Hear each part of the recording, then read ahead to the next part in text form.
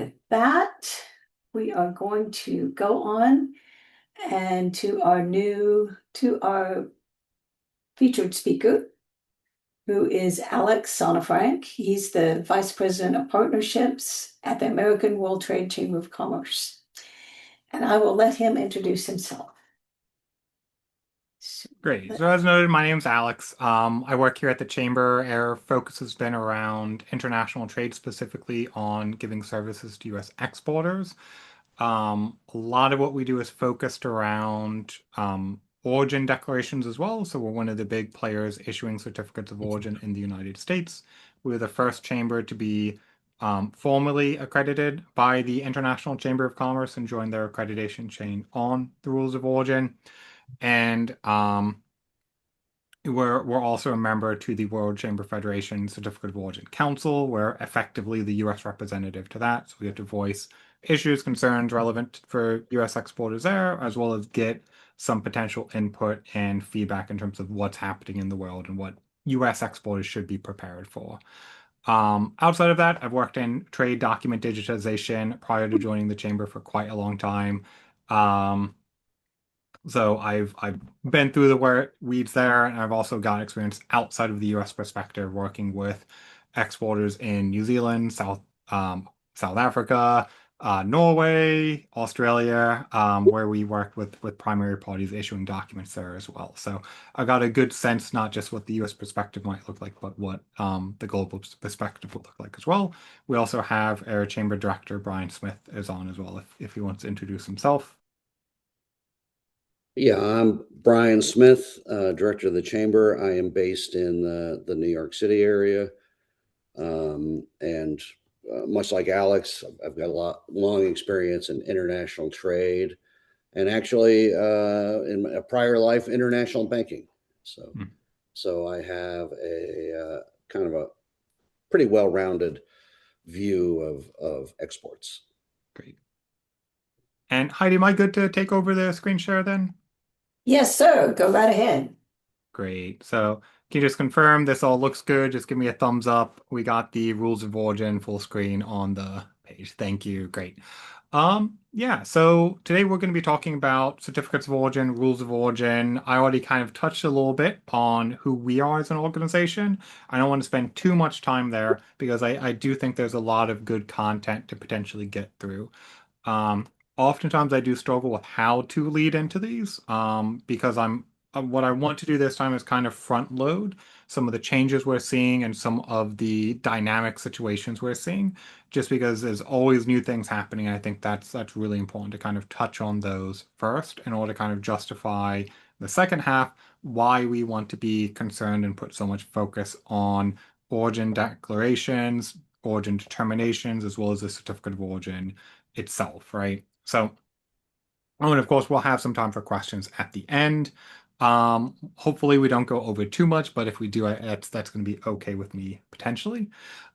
Just to introduce the concept of the certificate of origin, we are oftentimes referring to it as the cover letter to the cover letter to your shipment.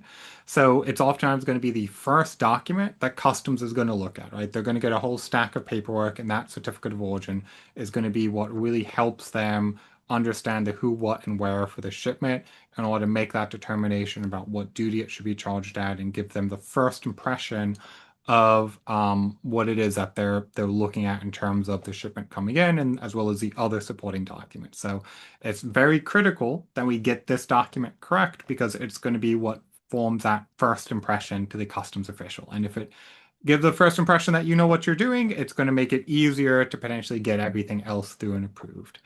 Um, Getting into some of the things that we're hearing and experiencing, probably a couple of times a day. I shouldn't even say what I hear every day. I should say at this point, what I'm hearing at least 3 or 4 times a day. We're having companies reach out to us saying, we've never needed to do the full form certificate of origin before, or this document we've been preparing has always worked, and now we're getting pushback from customs, or I've never needed a chamber stamp on the document before. Why do I need that today, right? The global situation is changing. There are a lot of factors that are causing that to change, but know that you might be experiencing requirements or expectations that you haven't experienced in the past, right? So just know that that is going to be typical for really a lot of the countries we're engaging with, right? I want to highlight, I'll make the slide deck available so the Arkansas DEC can provide it after the call if they choose to as well. Because I know there's a lot of potential content here to read through, but we just saw really significant changes in legislation come in the European Union at the end of July, which was last month. That's kind of being staggered into effect. And we know a few more things are going to come into effect next month regarding how US origin is going to be specified to customs authorities, what their expectation is, and how even non-preferential origin specifically is going to be presented to EU officials, right? So we're seeing those changes really consistently, right? And I'm highlighting this one because it was just a big one and it was very recent, but it's not necessarily unique that we're seeing those changes and those trends. Um, a big factor in this, I always like to highlight, is coming from just the increase in global fraud. So I have here from the International Chamber of Commerce a statement regarding how after COVID-19 we've seen that huge spike in global trade fraud, and we've really not seen that come under control or change since that period, right? And if anything, it's gotten significantly worse. So particularly with that new rule change for Europe, one of the big focuses for them is if something's claiming to be coming from the United States, they want to see stronger documentation to support that being the case, including things like demonstrating that the vessel went directly from the US into Europe. Because again, there are issues with, maybe a firm in China is trying to bypass forced labor regulations. They've got a shell company in the US and they're using that to impersonate US goods coming into Europe, right? These are things that we're seeing happen, right? And we're seeing, I would say, appropriate action internationally to make sure that um, basically preferential treatment for US goods is correctly given to US goods, not given to other countries.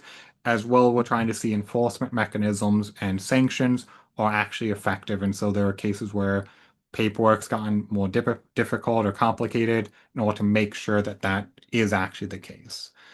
Um, so there's a whole lot going on in the terms of international trade. I'm sure everyone's kind of aware of that.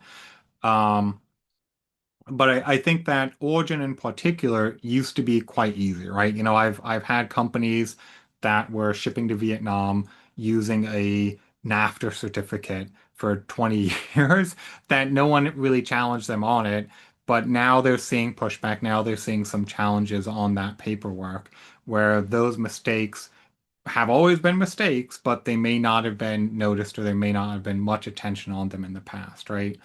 In particular, that standard set by the World Trade Organization for most favored nations, that is weaker than I think it ever has been. We've also seen the US look to set new rules and standards for what they're going to consider the origin for particular products, right? So we have, of course, the steel and aluminum tariffs, where we're really concerned with not just where that last substantial transformation happened, we want to understand that full supply chain for the product. I think probably one of the biggest factors in terms of increased complexity is just countries trying to enforce sanctions or unique rules as well, right?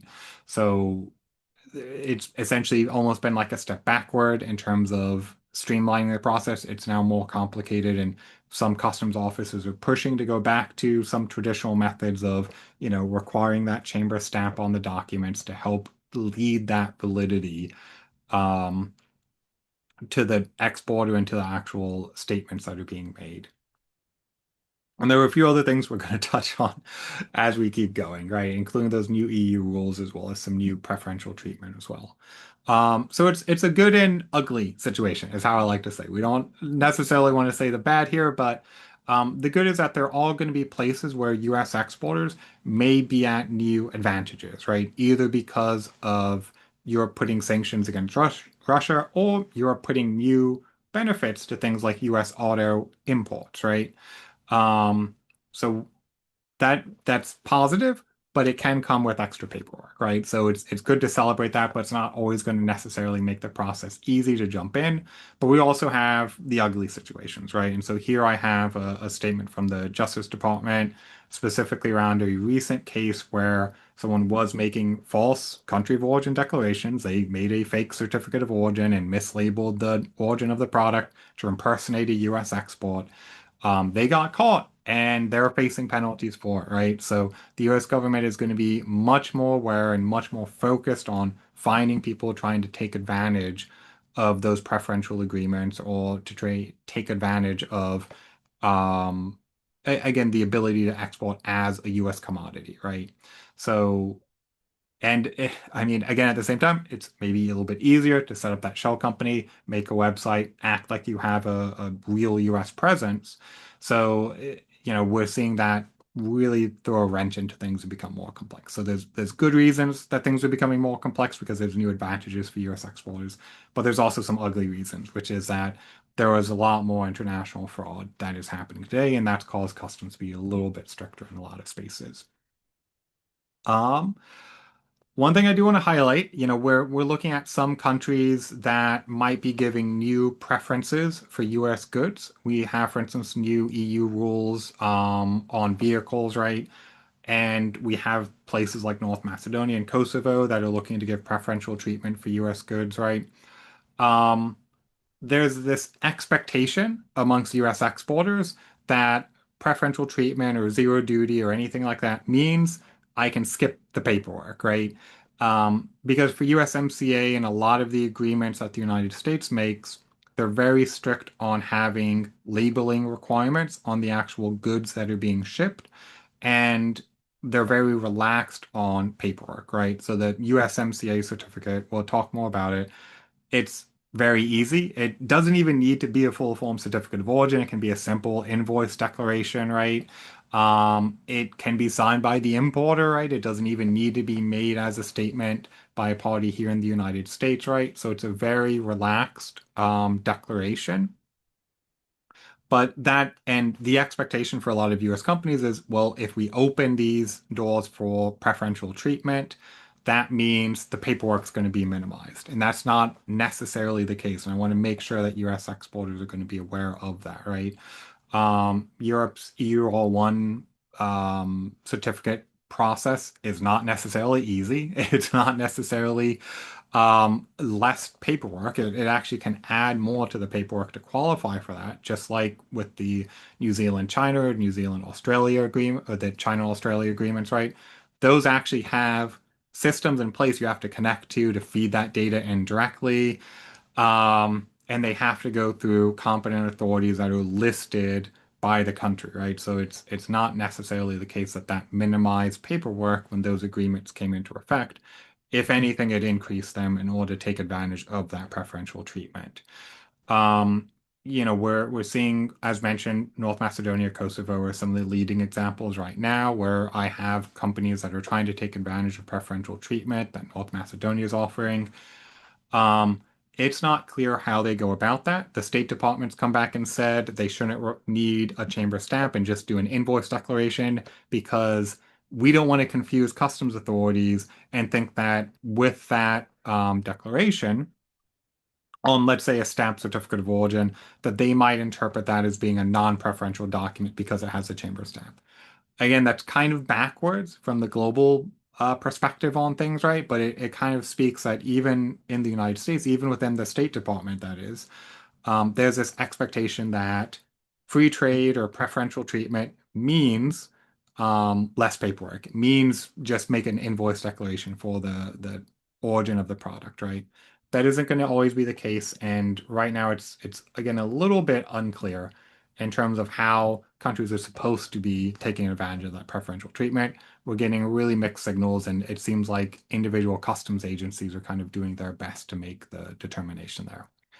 Um, Likewise, we're seeing really huge request for stamped chamber stamp certificates of origin in order to take advantage of new percentages for goods going into Europe from the United States, right? So we're getting a lot of these requests. We're even getting requests from customs in Europe to help validate certificates of origin, right? We got one request this week from Italian customs, so customs in Italy, on verifying the authenticity of a chamber stamp certificate of origin. We're working with them on that because there were some issues on the document.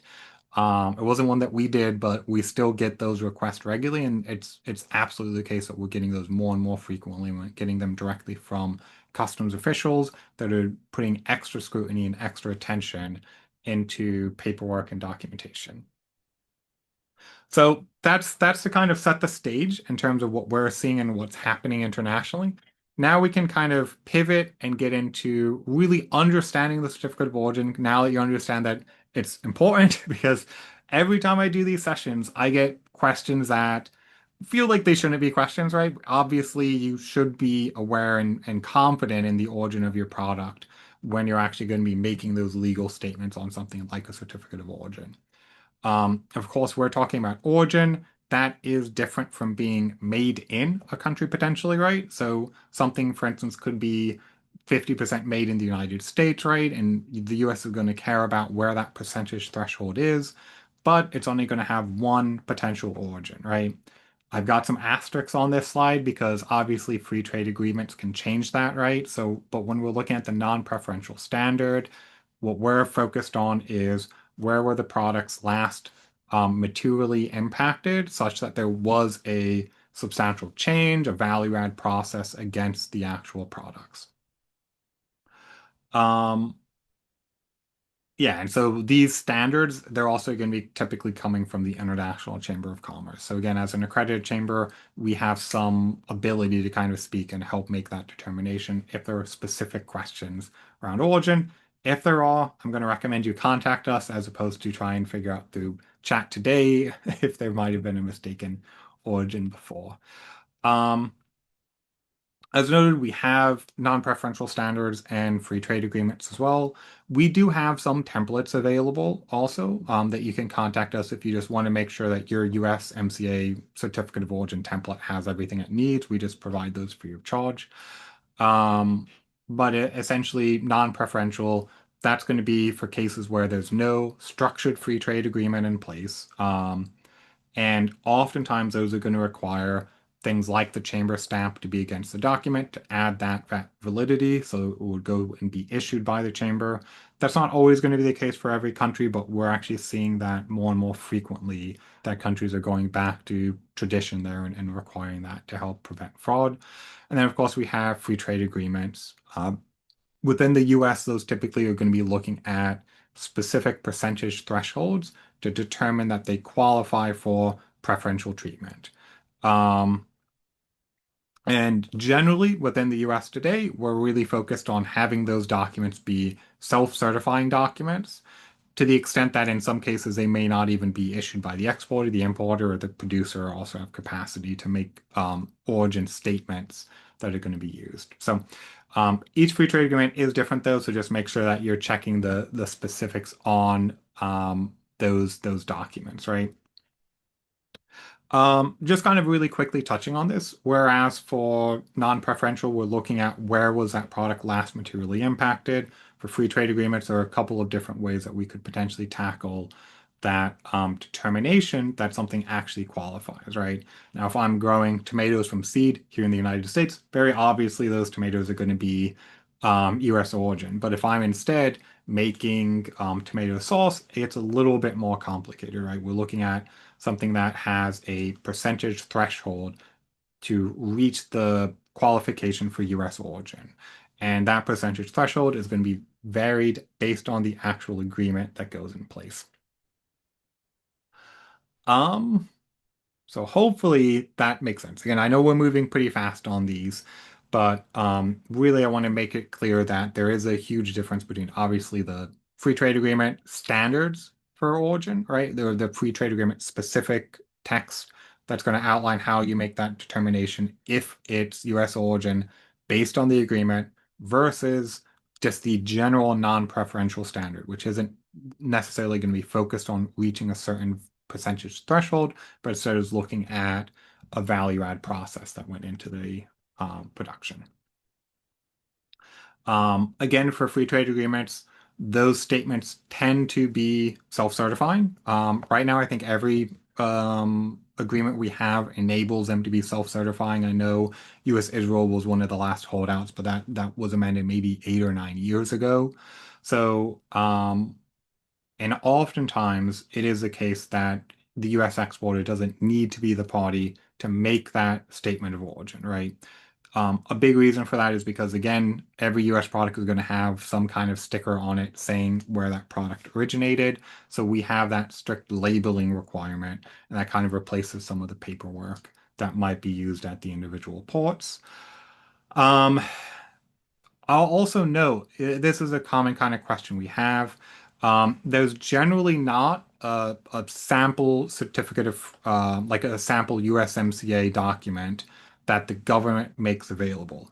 They have instead for that they have 9 data points that are against the document, and you need to include all of those 9 data points in order to prepare it. And some of them have sub data points. So within one data point, it might say the exporter information. They're going to outline the 5 or 6 things that are needed relevant for the exporter. But yeah, so it's essentially there's not going to be a dedicated template or a dedicated form for a lot of these free trade agreements, but there is specific information that's going to go against them, including specific statements that you need to make and have signed off on for specifying the origin of the product is valid. Um, Now we're going to get into some of the non-preferential rules and some of the standards there. So again, we're moving out of preferential world and into if I'm shipping, how do I make that determination? If I'm shipping something into Europe, it's under non-preferential standards, so we're not looking for anything other than just that last substantial transformation. How do I make that determination of what the actual product looks like? Um, the first one I'm going to lead with is the general IKEA rule. This is one that I wish I thought I had come up with actually myself, but I looked and someone did kind of beat me to it in terms of using the concept of the IKEA rule. But I imagine most people are probably going to be familiar with assembling IKEA furniture, right?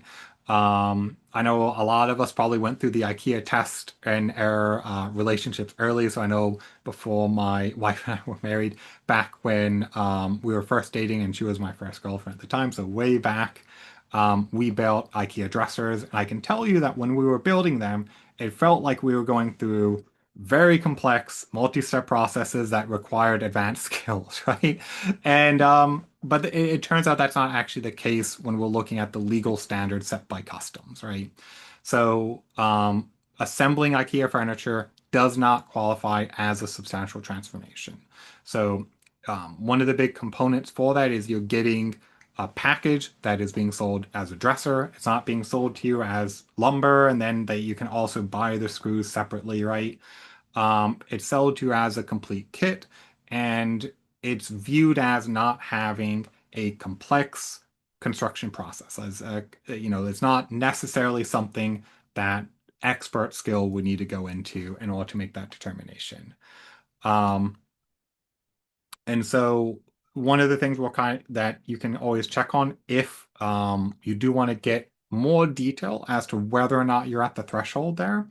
There is the Energizer battery versus the United States. There were a series of cases around flashlights being assembled in the United States or assembled elsewhere, and whether or not those should be determined as U.S. origin.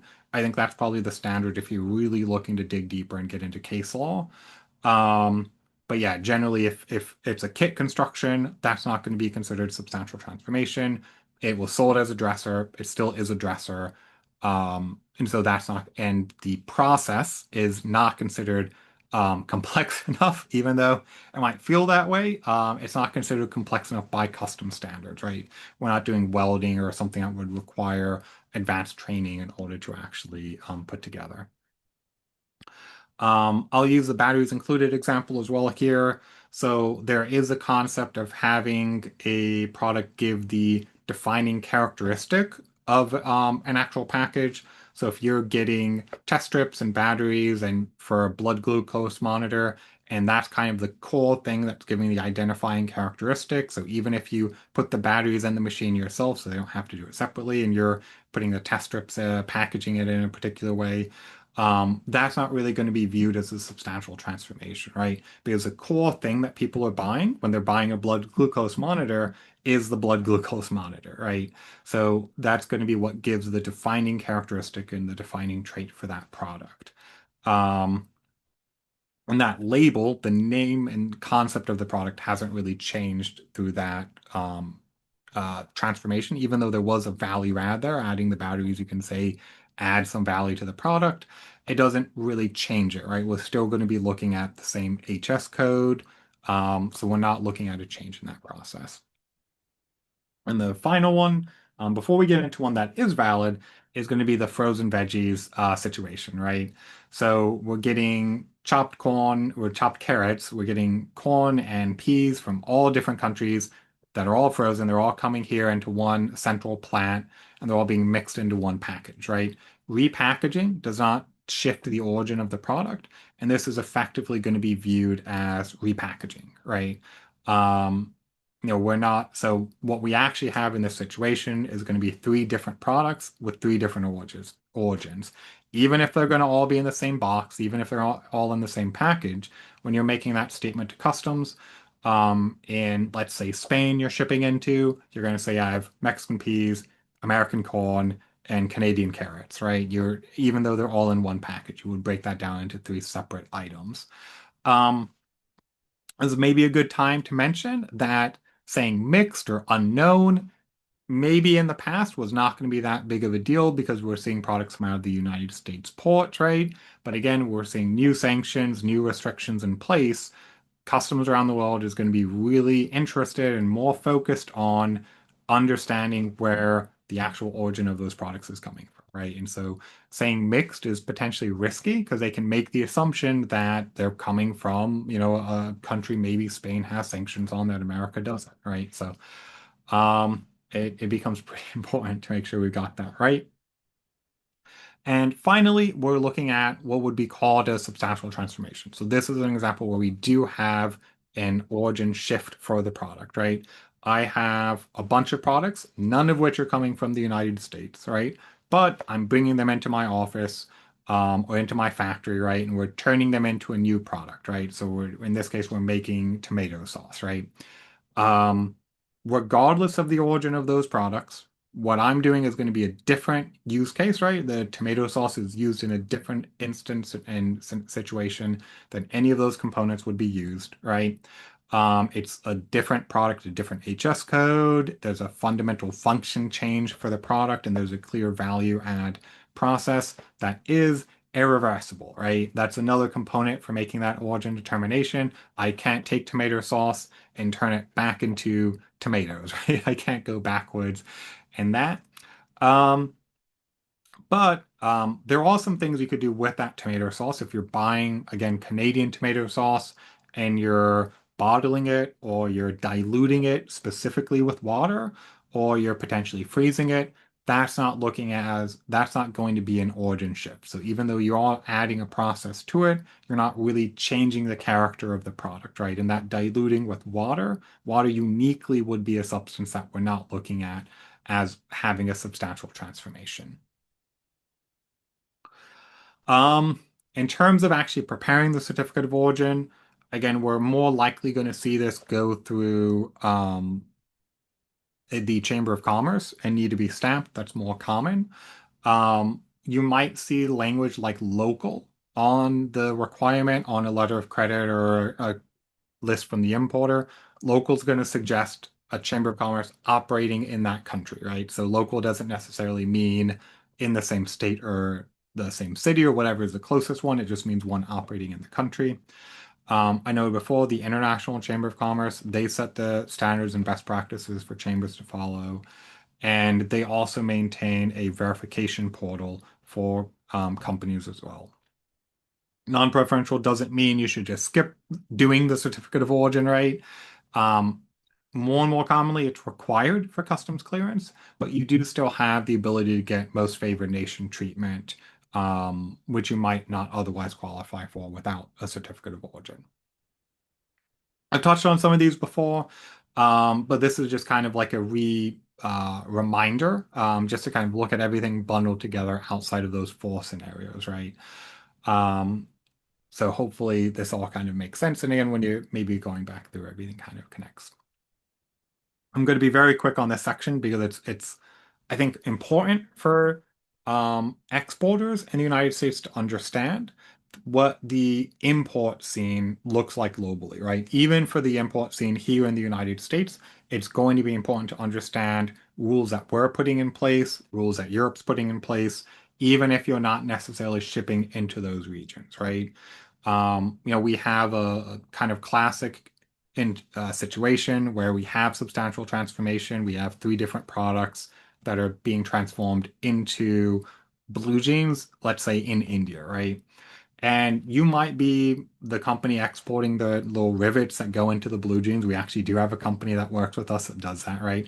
Maybe you're helping with the dye, or maybe you're helping with the cotton or anything like that. Um, and India, as well as a lot of the other countries you might be shipping to for these components, they may not be that concerned with the origin of the metal that's coming into the country. But the importer is going to be really concerned with that because they're making a finished product, and when they're shipping it into other countries, they may need to present extra paperwork to actually clear customs, right? So the United States, for instance, is really interested in suppliers for a lot of products, right? We want to avoid forced labor concerns, right? We have extra rules around the steel and aluminum and other metals that are coming back into the country, right? Where we want to see a full supply chain. We're not just interested at what was that last place that things were impacted in, right? And the same is going to be true for a lot of the developed world as well, right? And so you might have that, we still have in this case what would be Indian origin blue jeans, but it's going to be treated very, very differently, right? We're looking at potential restrictions going into different regions because of that, right? And so without proper documentation, right, that company in India making blue jeans is going to face extra scrutiny or extra penalties and tariffs and all kinds of things if they're taking that with no documentation along the way of what their supplier chain looked like, right? So even in situations where maybe India, Bangladesh, or Pakistan, maybe they don't have new rules in place, but because other countries do, and in particular the United States does, that does matter in terms of what they're going to need in order to make sure that they can successfully get a finished product and sell it to market using components that you might be selling them. Um, and one of the things I'll highlight is, if let's say again you're selling, let's say steel rivets that are going to be used in blue jeans to a company in India, and then they're going to make that and re-export that as a finished product into the United States. If they don't have something from you saying that it's a US smelted metals, right? They're going to potentially face penalties, right? And at the same time, this is where it's really important to understand if you're giving them paperwork, you want to make sure that you're getting that right, even if it's not the case that maybe Bangladesh cares or maybe you think that there's not going to be consequences.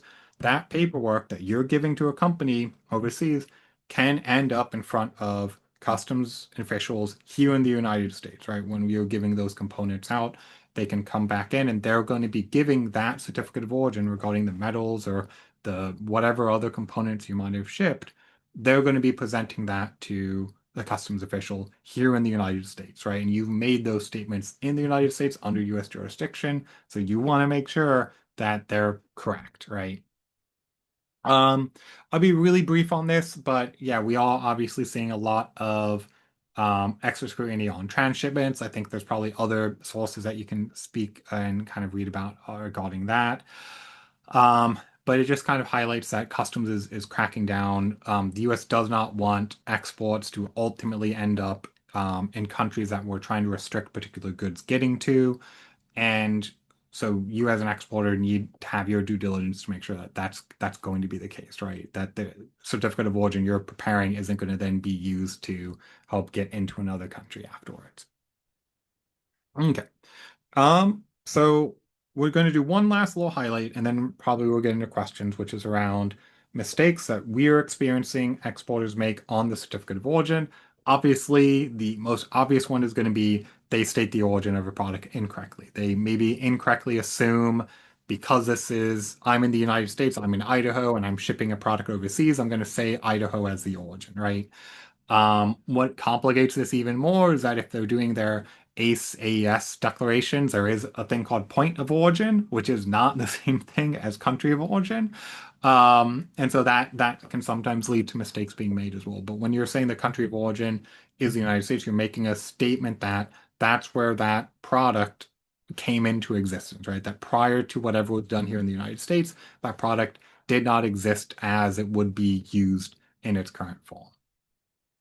Um, and obviously, if you're making statements where, you have maybe something that is US origin based on non-preferential standards, but doesn't reach the threshold for USMCA, that's also a potential problem, potential penalty that you could look at. This is one that I really want to highlight in terms of mistakes we're seeing. Um, I understand that for USMCA and for other US free trade agreements, those can be done by your producer. Those can be done by your importers, right? And so I think some US exporters almost get addicted to that idea, right? They don't have to make a legal statement about origin, so they choose not to. And I've had, companies shipping into Europe, right? They're trying to take advantage of preferential treatment on vehicles, and so they're shipping cars into Europe. Europe's detained the shipment and says, we need a stamp certificate of origin. And the exporter just says, well, air policy is we don't do that, right? You don't necessarily get to make that statement. I've had people explicitly tell me that, oh, that's our policy that we don't prepare the documents we're legally required to prepare to get through customs, right? We just leave it to the importer. The importer isn't always going to be able to produce these, right? It's unique under USMCA that they're able to make those statements. Customs wants to see something stated by the company doing the exporting, right? Not the producer, not the importer. They want it to come from you, right?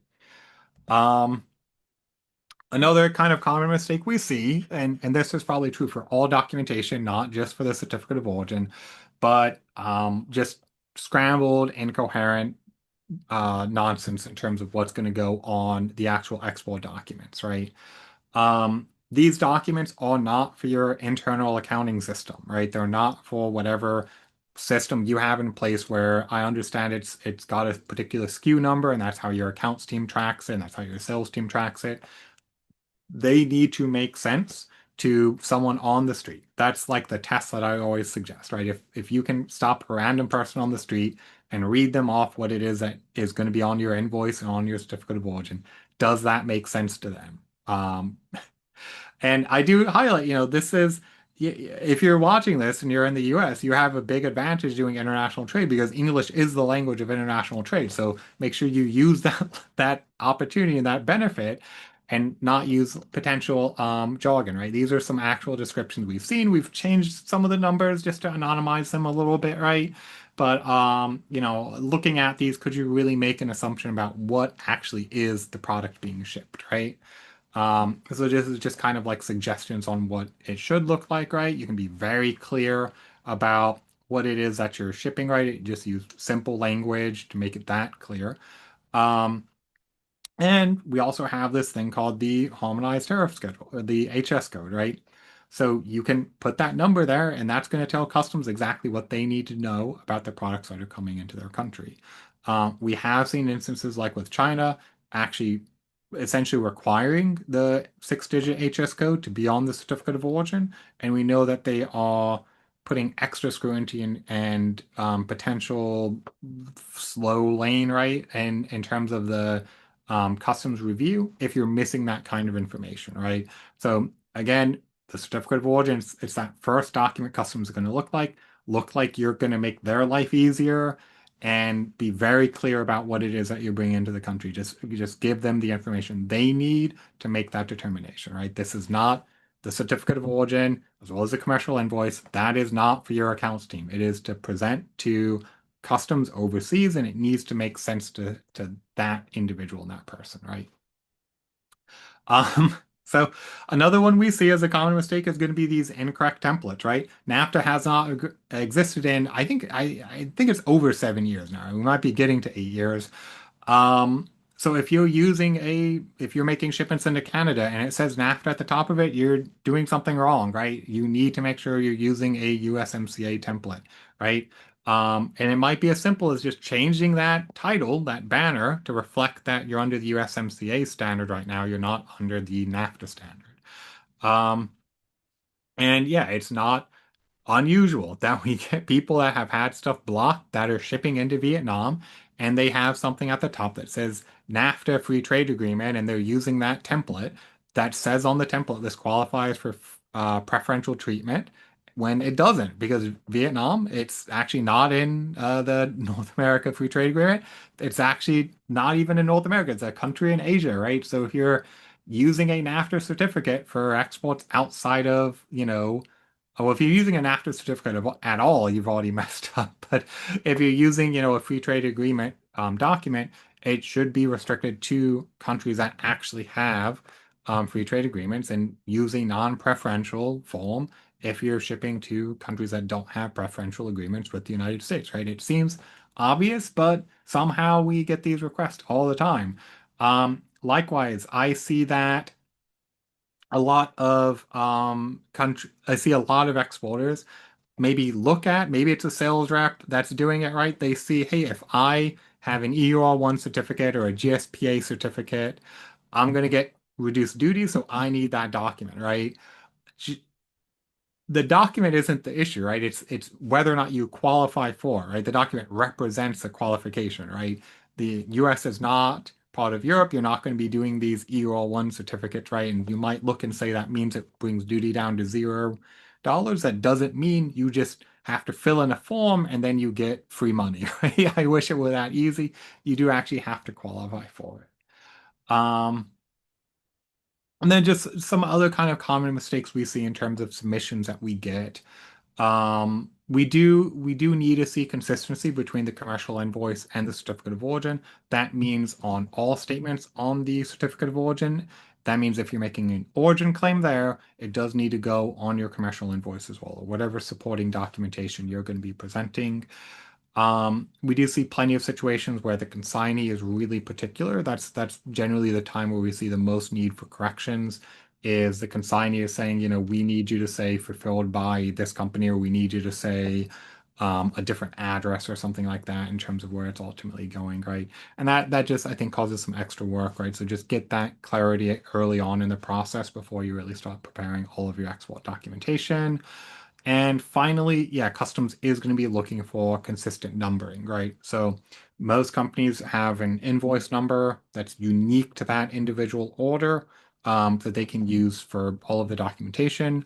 Other companies might have different processes in place, but for an individual shipment, you need some way to uniquely identify that transaction and that shipment in a way that you can have that numbering system consistent across your documentation. So when customs sees it, they can confirm that everything matches and lines up, right? And we've seen them do it. We've seen them look and say, well, where's the invoice number on this document, right? Where's the number that's going to link these together so I can make sure I'm looking at stuff that's all supposed to be combined. Oh yeah, and make sure that your importers are equipped, right? So this is one recommendation as well. I understand that for a lot of the free trade agreements, you do not need a full form certificate of origin, but it's a recommendation that you do go about preparing that, right? You don't need, now, again, they're self-certified documents. You don't need to go through a competent authority to get them issued. But I still think it's a good idea to give them a full form document because when they're going back through because they're re-exporting something, they have a document that they have in hand that they can actually use to present when they're again re-exporting or doing future shipments and things like that. Forecasts and challenges. We've talked about a lot of this already, so I'm going to move quick so we can probably get into questions. But yeah, we're in a different era right now, right? There's positives where we may have new opportunities, but we also see that situation where we know there's an increase in international fraud, and that's leading to new hurdles or barriers to trade for exporters. Um, and just briefly, we'll touch on Air Solutions. So we are a Chamber of Commerce. We do issue certificates of origin specific for all those situations where non-preferential origin would be used, right? So we have here like a sample of the certificate we prepare. Again, we like it to look very good because it is going to form the basis for whether or not um, the certificate of origin is going to be accepted and the shipment's going to be detained, and make sure, again, you want that good first impression is really what it comes down to.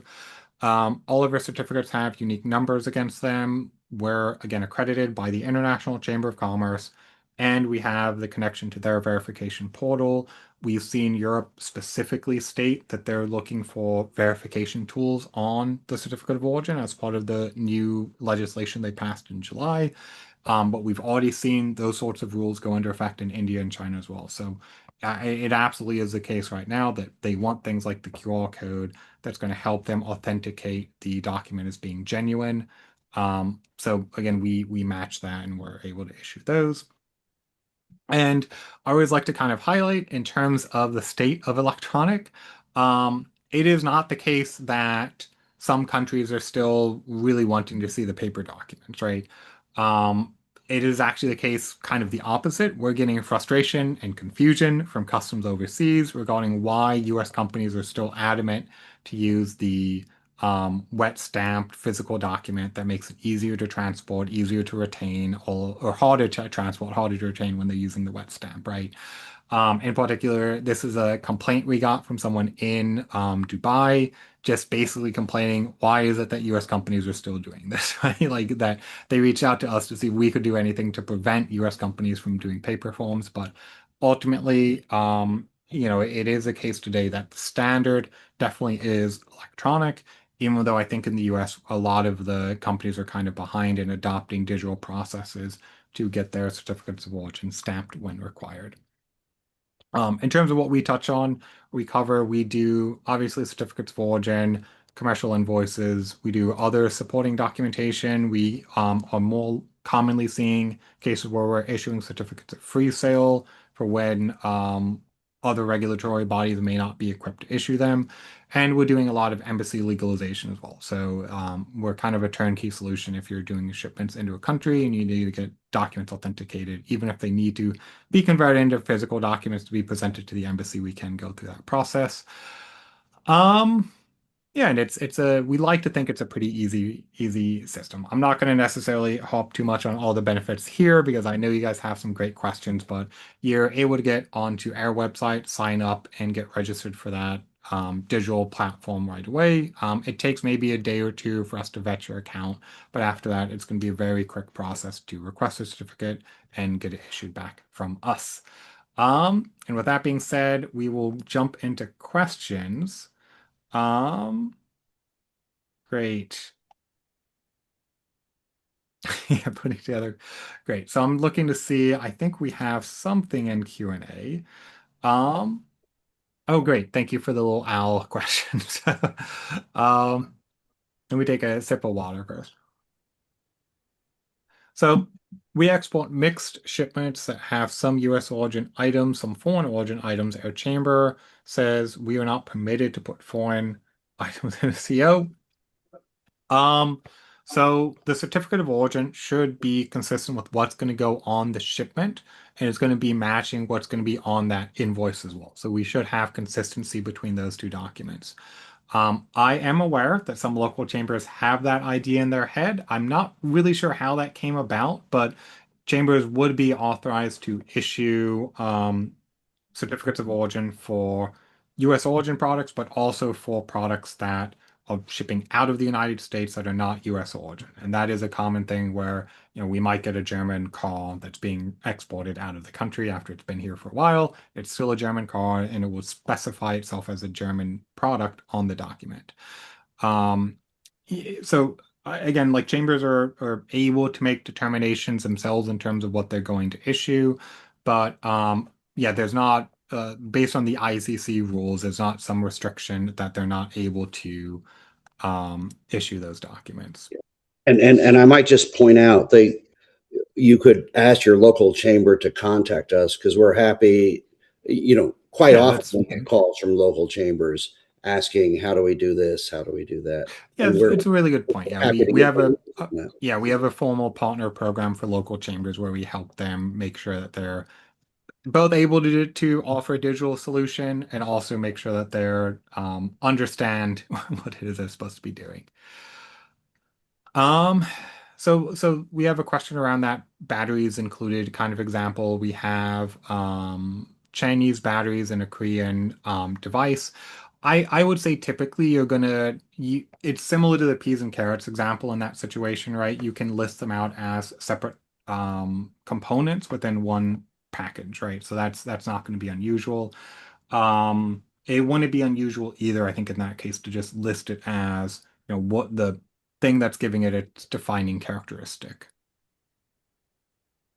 Could there conceivably be a shipment that has two origins? Yes, that's going to be extremely common. It could be more than two, it could be 10, right? In terms of it's going to reflect the actual origin of the products that are going, right? So if we have five different products that are coming from five different countries, we will have five unique origins going on the certificate of origin. Um, there's a reason you might want to specify that on a line by line basis because again, it might be that the US components are going to get better treatment than components from another country. So you can specify that on the line item basis in terms of what the country of origin for the products is, and that's generally what I would recommend in terms of best practice. Any other questions? We had some good ones so far, so I'll see if any more pop up. Yeah, if you'd like to raise your hand and ask a question, you can do that too. We've got just a couple minutes left. Heidi, can you hear me? Yes, sir, I can. First of all, I want to thank Alex and Brian for making this wonderful presentation. I hope that you guys can see why we invited Alex to make this presentation. He's a real expert on the topic, and I know that he didn't have much chance to talk about himself or the American That's true. Chamber of Mhm. Commerce. We had a little technical issue on my side, and that caused a little bit of a delay. But Alex is the vice president of the American World Trade Chamber of Commerce, which is commonly known as the AWTCC. And the chamber focuses on providing tools and assistance to help make bilateral trade with the United States make sense. And right now, that's kind of difficult, isn't it? Uh, Mhm. Alex has worked to connect local chambers and exporters with the AWTCC documentation tools. And these days, he focuses most of his attention with the chamber around education and support for the U.S. international trade community. And so, thank you again for making this wonderful presentation. Before we leave, I want to make sure that we also talk about the upcoming Arkansas District Export Council Governors Awards luncheon that's going to be occurring on September the 17th. And it is a luncheon here in Little Rock. We'll provide some additional information on that so that you can see about it and also get registered. But with that, I will go ahead and turn it back to any additional questions that might have cropped up. Yeah, there was one that One more I think is chat. yeah, there's a few last ones. Yeah. So there was one last one specifically around US requirements, right? So yeah, whether or not US trade relations are shifting. So this is the thing that's important to understand, right? Requiring paperwork isn't necessarily going to be a penalty, right? If North Macedonia says we're going to give preferential treatment for US goods, but we need extra paperwork so that we're confident they're actually US, right? I mean, it's a landlocked country, right? So they're going to have a harder time kind of vetting a lot of the products coming into the country. So that's not necessarily a penalty on US companies that they have extra paperwork required, right? Because they're taking advantage of potentially a preference, right? We have seen retaliation in terms of tariffs where countries will put extra requirements in place as a component of that retaliation. So that's not necessarily impossible. But I do think a major component of the increase in requirements is more coming from the current state of international fraud in international trade, right? I think that's really the biggest driver where Europe wants to avoid Russian products potentially impersonating US origin products. We've seen that happen. Um, And so I don't think that that trend is necessarily going to be reversed, right? So we'll see kind of what happens, I guess, right? But again, there's two aspects, right? One is that extra paperwork isn't a bad thing if it means you're going to be paying less money on tariffs, right? If it makes it so your products are more affordable to the actual importers, right? Because they're not paying the duties on them.